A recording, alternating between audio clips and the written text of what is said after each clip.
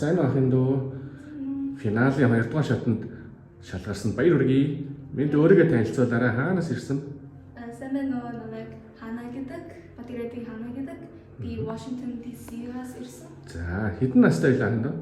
Би одоо 15 настай. 15 настай. Морин хур тоглоод хэр удаж байна? Одоо 3 жил болж байна. Яасан мундаг.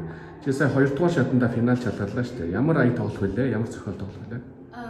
Хурын шиг, сэтгэл шиг сонгоо. Яста мундаг. За, чамд морин хур тоглоход юу нь гоё санагддаг вэ?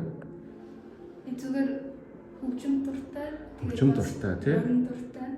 Яг зөв. Тийм учраас морин хур тоглохоо идэг тий? Тийм. За, үеийн хүүхдүүдтэй морин хур сурмаар байгаа хүүхдүүдэд юу гэж хэлэх вэ?